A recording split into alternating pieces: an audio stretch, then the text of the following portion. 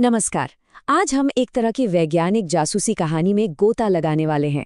एक ऐसे अकेले आइडिया की कहानी जिसने ब्रह्मांड को देखने का हमारा नजरिया ही हमेशा के लिए बदल दिया। जी हाँ, ये कहानी है उस एक लापता कड़ी की जिसने सचमुच हमारी दुनिया को रोशन कर दिया। तो चलिए एक सवाल से शुरू करते हैं। हमारा वाईफाई, घर में रखा माइक्रोवेव ओवन और वो रोशनी जिससे हम दुनिया देख पाते हैं, इन सब में क्या कॉमन है? मतलब ये तीनों ही हमारी रोज की जिंदगी का हिस्सा हैं, पर इनका जो आपसी कनेक्शन है ना, वो फिजिक्स के एक बहुत ही गहरे, बहुत ही बुनियादी सिद्धांत में छुपा हुआ है। ठीक है, तो इस कनेक्शन को समझने के लिए चलिए थोड़ा टाइम में पीछे चलते हैं। 19वीं सदी के बीच का दौर। उस वक्त फिजिक्स में बिजली और चुंबकत्व यानी इलेक्ट्रिसिटी और मैग्नेटिज्म के जो नियम थे वो बड़े कमाल के थे, पर उनमें कुछ ना कुछ अधूरापन सा था। वैज्ञानिकों को एक एहसास था कि ब्रह्मांड के नियमों में एक सिमिट्री, एक समरूपता होनी चाहिए, लेकिन जो इक्वेशंस थे उनमें वो बैलेंस कहीं दिख नहीं रहा था। देखिए, एक तरफ तो फैराडे का नियम था जिससे ये तो पक्का हो गया था कि अगर एक मैग्नेटिक फील्ड यानी चुंबकीय क्षेत्र बदलता है तो वो एक इलेक्ट्रिक फील्ड यानी विद्युत क्षेत्र बनाता है। ये अपने आप में एक बहुत बड़ी खोज थी। लेकिन सवाल ये था कि क्या इसका उल्टा भी सच है? क्या एक बदलता हुआ इलेक्ट्रिक फील्ड भी एक मैग्नेटिक फील्ड बना सकता है? ये एक पहेली थी जिसका जवाब उस वक्त किसी के पास नहीं था। और बस यहीं पर एंट्री होती है हमारी कहानी के हीरो जेम्स क्लर्क मैक्सवेल की। मैक्सवेल की नज़र फिजिक्स के एक बहुत ही फंडामेंटल लॉ पर पड़ी और उन्होंने उसमें एक बड़ी खामी पकड़ ली। उन्हें एक ऐसा विरोधाभास, एक पैराडॉक्स मिला जो उस समय के नियमों से सुलझ ही नहीं पा रहा था। जेम्स क्लर्क मैक्सवेल यकीनन अपने दौर के सबसे ब्रिलियंट माइंड्स में से एक थे, और जब वो इलेक्ट्रोमैग्नेटिज्म के नियमों को बारीकी से देख रहे थे तो उन्हें एक ऐसी लॉजिकल गड़बड़ी दिखी जिसे बाकी सब लोग अनदेखा कर रहे थे। उन्हें ये साफ साफ महसूस हो रहा था कि कहीं कुछ तो है जो सही नहीं बैठ रहा। और जानते हैं ये गड़बड़ी उन्हें कहाँ मिली? किसी बहुत कॉम्प्लेक्स चीज में नहीं, बल्कि एक बहुत ही सिंपल सी चीज में, एक चार्ज होते हुए कैपेसिटर में। मैक्सवेल ने देखा कि जब एम्पियर का नियम, जो इलेक्ट्रिक करंट और मैग्नेटिक फील्ड को जोड़ता है, इस कैपेसिटर पर लगाया जाता है तो पूरा हिसाब ही गड़बड़ा जाता है। तो ये विरोधाभास था क्या?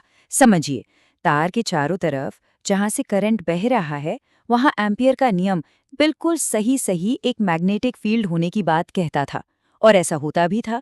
लेकिन कैपेसिटर के दोनों प्लेटों के बीच में तो कोई चार्ज बह ही नहीं रहा था, वहां तो गैप था। तो नियम के हिसाब से वहां मैग्नेटिक फील्ड जीरो होना चाहिए। अब ये कैसे मुमकिन है कि एक ही सर्किट में तार के पास तो मैग्नेटिक फील्ड हो और प्लेटों के बीच में वो अचानक से गायब हो जाए? ये तो लॉजिकली इम्पॉसिबल था। और इसी पहेली को सुलझाने के लिए मैक्सवेल ने एक, कह सकते हैं कि एक जीनियस और क्रांतिकारी आइडिया सामने रखा। एक ऐसा आइडिया जिसने फिजिक्स के नियमों को अधूरा होने से बचा लिया, उन्हें पूरा कर दिया। जी हाँ, उन्होंने वो मिसिंग लिंक, वो लापता कड़ी खोज निकाली थी। उन्होंने इस आइडिया को नाम दिया डिस्प्लेसमेंट करंट। अब ये कोई असल करंट नहीं है जिसमें चार्ज बह रहा हो, नहीं, ये एक तरह का वर्चुअल करंट है जो चार्ज के बहने से नहीं बल्कि समय के साथ बदलते हुए इलेक्ट्रिक फील्ड से पैदा होता है। जरा सोचिए, एक करंट बिना किसी चार्ज के बहाव के। ये कितना अजीब और अनोखा आइडिया था। मतलब एक बदलता हुआ इलेक्ट्रिक फील्ड खुद एक करंट की तरह बर्ताव कर रहा था। और जैसे ही मैक्सवेल ने इस मिसिंग टर्म को एम्पियर के नियम में जोड़ा, वो नियम हर जगह, हर सिचुएशन में एकदम परफेक्ट काम करने लगा। वो कैपेसिटर वाला पैराडॉक्स सुलझ गया। ये देखने में तो बस एक छोटा सा गणितीय सुधार था, लेकिन इसके जो नतीजे निकले वो बहुत बहुत बड़े होने वाले थे। आज हम इस सुधारे हुए नियम को एम्पियर मैक्सवेल लॉ के नाम से जानते हैं। और यहीं पर मैक्सवेल के काम का सबसे गहरा, सबसे खूबसूरत नतीजा सामने आता है। अब ये बिल्कुल साफ हो चुका था कि समय के साथ बदलते इलेक्ट्रिक और मैग्नेटिक फील्ड्स एक दूसरे को जन्म देते हैं। ये एक दूसरे के बिना अधूरे हैं।